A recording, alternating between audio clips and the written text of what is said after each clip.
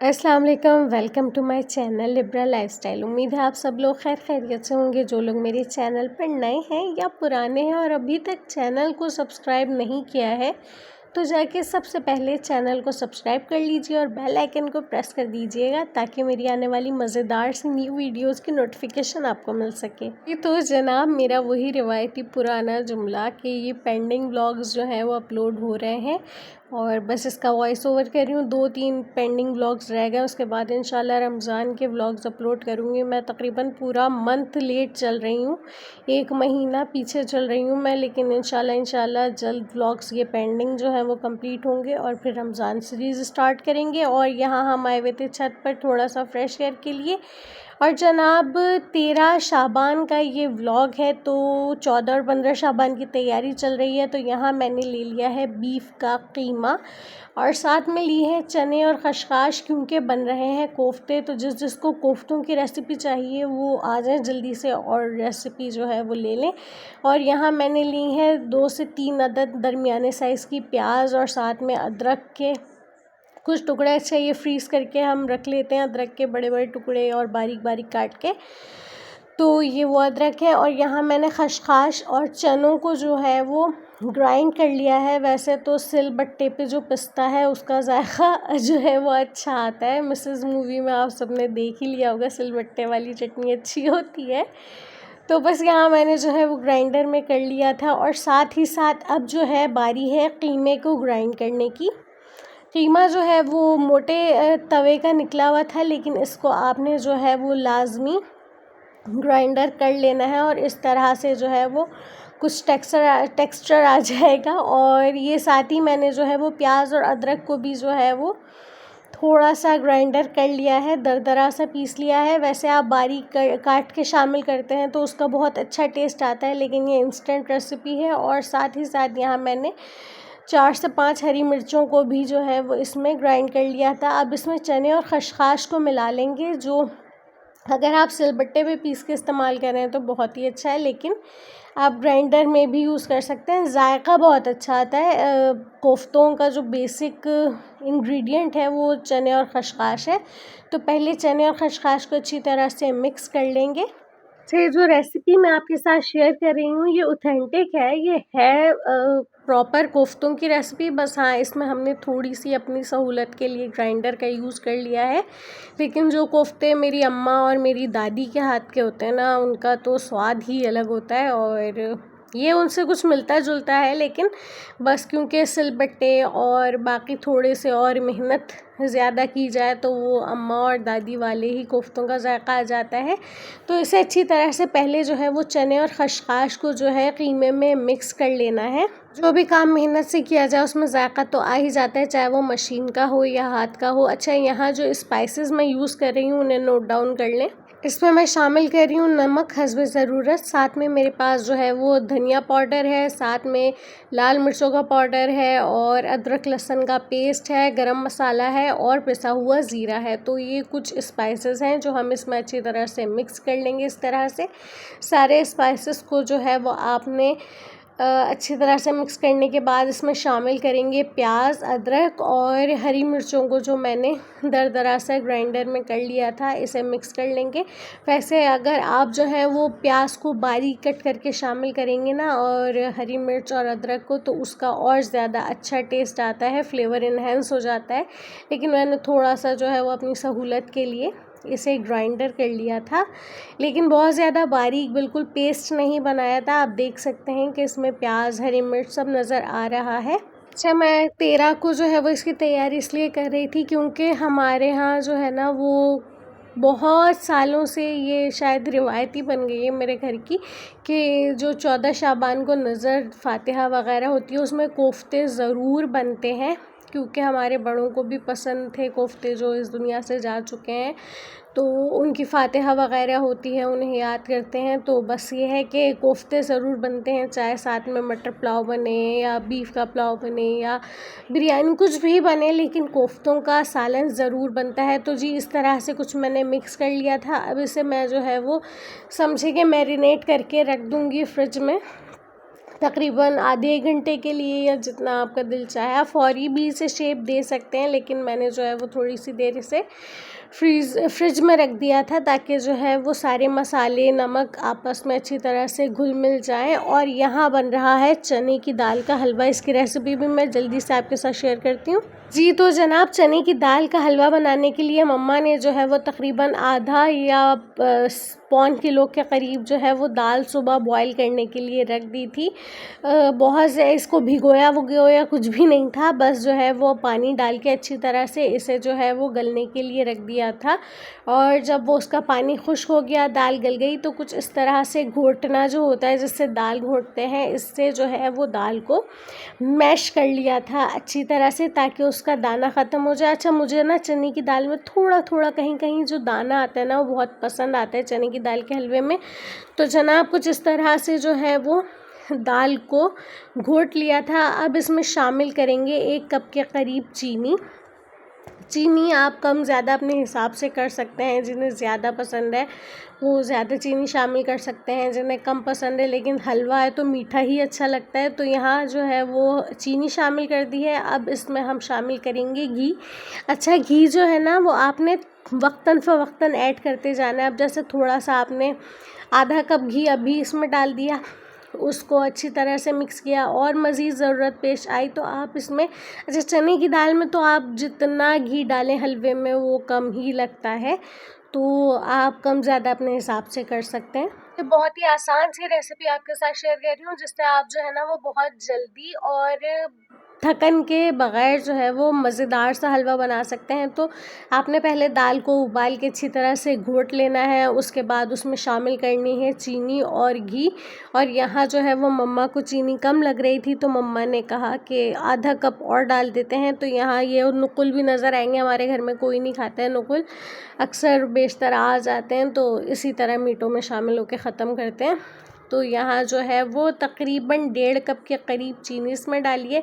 अब इसको अच्छी तरह से लो फ्लेम पे जो है वो कुक करना है, अच्छी तरह से मिक्स कर लेना है। कोई भी काम ना मुश्किल नहीं होता है, उसे हम मुश्किल अपने लिए और मेहनत तलब खुद बना लेते हैं। हाँ, मेहनत तो इसमें भी खैर लगती है, क्योंकि मुस्तकिल चम्मच को चलाना पड़ता है ताकि हलवा लगे नहीं। तो जनाब, कुछ इस तरह से चीनी और घी मिक्स होने के बाद हलवे की शक्ल आ गई थी। अभी भी इसकी भुनाई बहुत देर तक होती रहेगी। बस आपके हाथ का इम्तिहान होता है कि आपने जो है वो मुस्तकिल हाथ चलाना है। और साथ ही साथ यहाँ मैंने ले ली थी 3 से 4 इलायचियाँ। इसको भी जो है वो मैं कूट लूँगी, और मुझे बड़ा शौक़ है इस तरह से ना कूट के इलायची चाय में, हलवे में शामिल करने का। तो इस तरह से दरदरी सी कूट ली थी और हलवे में शामिल कर दी है। और ये नुकुल इतने ढीठ थे कि बहुत देर से पिघलें। चीनी पिघल गई, घी पिघल गया, मगर ये नुकुल नहीं पिघल रहे थे। पता नहीं किस चीज़ से बनाते हैं। और ये देखें, हलवा जो है चीनी और घी मिलने के बाद थोड़ा सा पतला हो जाता है। बस इसकी भुनाई करनी है आपने मुस्तकिल। हर 2 मिनट बाद जो है वो चमचा चलाना है, क्योंकि अगर हलवा नीचे से लग जाता है, जल जाता है, तो बहुत ख़राब टेस्ट आता है। तो बेहतर है कि इसे लो फ्लेम पे ही कुक किया जाए। हाँ, सब्र तलब काम तो है, वो तो हर काम ही होता है। जितना आप जो है वो उसमें सब्र का पैमाना अपना हाई रखेंगे उतना ही मज़ेदार बनेगा। तो इस तरह से जो है वो इसकी भुनाई चलती रहेगी। और देखने वाले देख के ये सोच रहे होंगे कि शब रात गुजरे हुए कितना अरसा गुजर गया है और ये अब रेसिपी अपलोड हो रही है, तो ये मेरी कोताही है। लेकिन कोई नहीं, आप घर में वैसे भी बना के खा सकते हैं, और अगर वैसे नहीं तो अगली शब रात के लिए इस रेसिपी को सेव कर लीजिएगा। अच्छा, आप इस स्टेज पे अगर चाहें तो दूध भी शामिल कर सकते हैं। उबला हुआ दूध आप इसमें शामिल कर सकते हैं इस स्टेज पे। कुछ लोगों को पसंद होता है दूध वाला हलवा, जिसमें दूध जो है वो साथ साथ भुने हलवे के, तो इस स्टेज पे आप शामिल कर सकते हैं। मैंने नहीं किया है, क्योंकि वैसे ही बहुत अच्छी सोंधी सोंधी खुशबू आ रही थी, तो दूध की ज़रूरत पेश नहीं आई। दूध की मलाई और क्रीम भी आप शामिल कर सकते हैं, ठीक है ना। तो इस तरह से आपने हलवे को भून लेना है। और बस फिर अफ्तारी का टाइम भी हो गया था, तो जल्दी से मज़ेदार से पकौड़े बना लिए थे। और जो है वो तकरीबन रजब, शाबान, रमज़ान पकौड़े पकौड़े पकौड़े चलते हैं, क्योंकि रोज़े रखते हैं, तो अफ्तारी में जो है वो पकौड़ों से बेहतर कुछ नहीं हो सकता। और ये जनाब हलवे की भुनाई अभी भी जारी है, बिल्कुल स्लो फ्लेम पे। अच्छा देखें, थोड़ा सा जो है ना वो बीच में हलवा लग गया था, बहुत ज़्यादा लगा नहीं था, मतलब कि थोड़ा सा डार्क हो गया था। तो क्योंकि लो फ्लेम पे हम जो है वो इसे पका रहे होते हैं, तो आँच जो है वो बीच में लग रही होती है बर्तन के, तो बेहतर है कि हलवे को साइडों में रखें ताकि धीमी धीमी आँच पे जो है वो भुनाई भी चलती रहे और लगे भी नहीं, वरना मुस्तकिल बस आपने चमचे को चलाते रहना है, क्योंकि जले हुए हलवे का टेस्ट अच्छा आता नहीं है। तो बस इस तरह से जो है वो भुनाई कर लेंगे। अच्छा, ये तैयारी 1 दिन पहले 2 दिन पहले इसलिए भी कर ली जाती हैं क्योंकि वो दिन जो है वो यानी कि शब रात का दिन या शब रात की जो रात होती है वो इबादत के लिए होती है, और वही हम लोग नहीं कर पाते। हम इन सारे चक्करों में लगे रहते हैं, हलवा बना लें, ये बना लें, वो बना लें। तो कुछ प्रिपरेशंस जो हैं वो पहले कर लेनी चाहिए ताकि उससे सहूलत रहती है, आसानी रहती है, आप थकते नहीं हैं और फिर आप अच्छी तरह से खुलूस दिल से, खुलूस नीयत से जो है वो इबादत कर सकते हैं, चाको चौबंद रह सकते हैं। तो जनाब हलवे की जो है वो बेहतरीन सी भुनाई जारी है और ये आप देख सकते हैं कितना प्यारा सा कलर आ गया है। अच्छा, एक और चीज़ आपको बताती चलूँ, जो लोग चने की दाल के हलवे में स्टार्टिंग में ही जो है वो दूध मलाई या क्रीम शामिल कर देते हैं, उस हलवे का जो है ना वो रंग थोड़ा सा भुनाई हो के जो है वो काला सा हो जाता है। तो जब आपका हलवा 80% 85% भुन चुका हो तब आप उसमें जो है वो दूध, क्रीम या फिर मलाई शामिल करें, तो उससे जो है वो हलवे का कलर ख़राब नहीं होता और टेस्ट भी बहुत अच्छा से इन्हेंस हो जाता है। जी, तो जनाब फिर नेक्स्ट डे यानी कि शब रात वाले दिन जो है वो मैंने बनाया था मज़ेदार सा मटर पुलाव। इसकी रेसिपी मेरे यूट्यूब चैनल पर मौजूद है, अगर आपको इसकी रेसिपी चाहिए तो आप जाकर देख सकते हैं।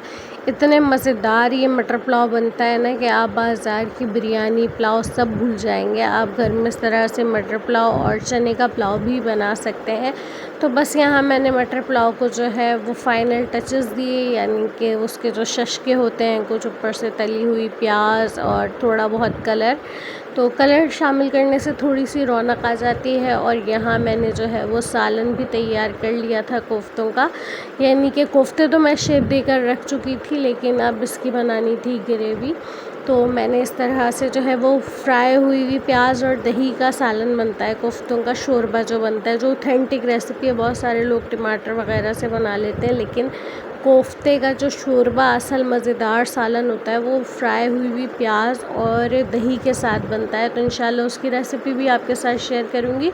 और कुछ इस तरह से जो है वो मैंने कोफ्तों को शेप देकर फ्रीज़र में रख लिया था। जब ये जम जाएँ तो आप इनको जो है वो प्लास्टिक बैग में करके फ्रीज़र में रख सकते हैं। बस फिर आपने करना ये होता है कि जल्दी से मसाला तैयार किया, उसके बाद आपने उसमें कोफ्ते शामिल किए और मज़ेदार सा सालन तैयार हो जाता है। और यहाँ ये जो मज़ेदार से कोफ्ते आप देख रहे हैं ये तैयार हो चुके हैं। अच्छा, आप अपने ऊपर है आपके क्या आप भुने हुए कोफ्ते खाना पसंद करते हैं या शोरबे वाले या नॉर्मल कंसिस्टेंसी वाले। तो यहाँ हमारे यहाँ जो है वो दरमियाना शोरबा खाया जाता है, बहुत ज़्यादा पतला भी नहीं और बहुत ज़्यादा गाढ़ा भी नहीं। और साथ ही साथ यहाँ मैंने कबाबों को भी शेप दे लिया था। ये आलू और चिकन के कबाब हैं, कटलेट्स नहीं हैं, ये कबाब है। इसकी रेसिपी भी आपके साथ शेयर करूँगी। मसालेदार ये जो है वो आलू चिकन के मैंने कबाब बनाए थे, बहुत मज़ेदार बने थे। और बस आप लाख प्रिपरेशंस कर लें शुरू में, लेकिन यह है कि उस दिन जो है वो काम तो होता ही है, साथ साथ इबादत भी करनी होती है लेकिन काम भी करना होता है। तो खैर खुशी का दिन होता है, जश्न का दिन होता है, तो इस तरह से ही ख़वातीन का गुज़रता है। तो यहाँ जो है वो कबाब को अच्छी तरह से मैंने फ्राई कर लिया था। बस फिर नियाज़ और नज़र दी गई, फातिहा दी गई, क्योंकि ये वो दिन है कि जब वैसे तो अपने गुज़रे हुओं को जो है वो याद करते ही रहते हैं, लेकिन यह है कि ये ख़ास दिन मंसूब है इमाम ज़माना जल्लल्लाहु ताला फ़रजहू से, और इसमें हम अपने प्यारों को जो इस दुनिया से जा चुके हैं उन्हें भी याद करते हैं। तो बस इस तरह से जो है वह फातिहा और नज़र दी गई। तो आप देख सकते हैं कितने मज़ेदार सा सालन, साथ में मटर पुलाव और बेहतरीन से कबाब और चने की दाल का हलवा जो है वो तैयार हो चुका है। तो नेक्स्ट ईयर के लिए रेसिपी सेव कर लीजिएगा, और ज़रूरी नहीं है कि शब रात में ही आप बनाएं चने की दाल का हलवा या कोफ्ते। जब भी आप मेरी ये रेसिपी ट्राई करें तो फ़ीडबैक ज़रूर दीजिएगा कि किस तरह से बने, अच्छे बने नहीं बने। तो जनाब ये जो है वो कुछ हमारी मेहनत थी। उम्मीद है आपको पसंद आई होगी। देखिए अच्छा खाना तो नॉर्मल डेज़ में भी माशाल्लाह हम लोग खाते रहते हैं, बनाते रहते हैं, लेकिन इन दिनों की ख़ासियत ये होती है, कुछ चीज़ें मख़सूस होती हैं इन दिनों से, जैसे शब रात में हलवा हो गया या इस तरह के हर घर में हर फैमिली की कुछ ना कुछ डिशेज़ ऐसी होती हैं कि जो ख़ास शब रात में बनती हैं, तो उसका ज़ायक़ा ही अलग होता है। जबकि आप वही डिश पूरे साल बना के खा सकते हैं, लेकिन ये है कि बस उस दिन से मंसूब हो गई चीज़, तो उसका बनना मस्ट होता है। और एक ख़ुशी भी होती है अपने हाथ से कोई काम करना और बनाना, एक जुस्तजू होती है, एक शौक़ होता है कि नहीं भाई आज ये ख़ास दिन है तो ये तो बनाना ही है, इस तरह से बनाना है। तो बस ये छोटी छोटी खुशियाँ होती हैं। और माशाल्लाह माशाल्लाह से याकूब ने जो है वो अपनी सेकंड शब बारात जो है वो अच्छी तरह से मनाई माशाल्लाह माशाल्लाह से। सेकंड तो नहीं, खैर थर्ड है, क्योंकि यासूब जो है वो 13 रजब को इस दुनिया में आए थे। तो खैर थर्ड तो इस तरह से क्योंकि जो फर्स्ट इनकी शब रात थी उसमें ही ये 1 मंथ के थे। तो बस इन्होंने जो है वो अपने नाना पापा के साथ फुलझड़ियाँ जलाई और बस ये खुशियाँ हैं हमारी छोटी छोटी सी। लास्ट ईयर भी मैंने बहुत कोशिश की, बाबा ने बहुत ढूंढा कि कहीं से फुलझड़ियाँ मिल जाए, लेकिन जैसे पहले सेल होती थी, यानी कि हम लोगों के दौर में कुछ साल पीछे अगर जाएँ तो आसानी से मिल जाते थे। चाइना बम हो गए, फुलझड़ियाँ हो गई, खैर सारी आतिशबाजी का सामान मिल जाता था।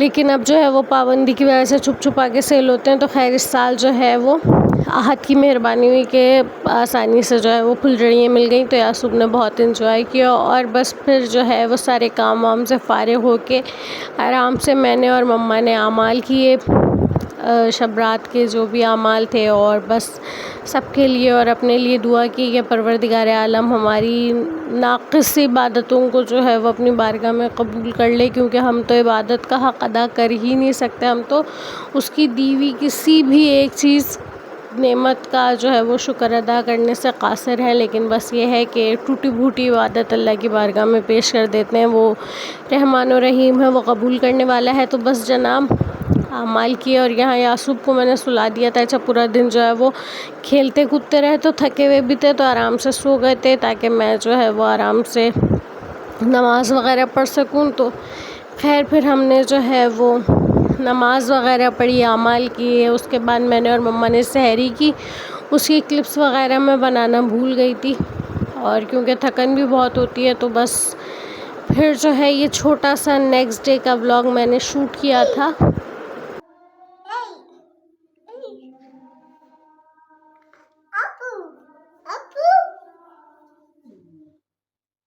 यहाँ जो है वो यासूब बता रहे हैं कि ये एप्पल है, माशाल्लाह से इन्हें हर चीज़ की शनाख्त है, कलर्स नेम और ABCD काउंटिंग 1 to 20 माशाल्लाह माशाल्लाह से। और बस फिर यहाँ जो है वो बहुत लाइट सी अफ्तारी बनाई थी। आज पास्ता बना लिया था बहुत हल्के से ऑयल के साथ, और साथ में मैंने बनाई थी चने और आलू की कच्ची चाट, और जो है वो कुछ रिंग्स फ्राई कर लिए थे, क्योंकि जो है वो ना बहुत ज़्यादा हैवी पकौड़े वगैरह खाने का दिल चाह रहा था और ना ही जो है वो बनाने की हिम्मत थी। बस फिर यासूब साहब ने जो है वो हमारे साथ अफ्तारी की माशाल्लाह से।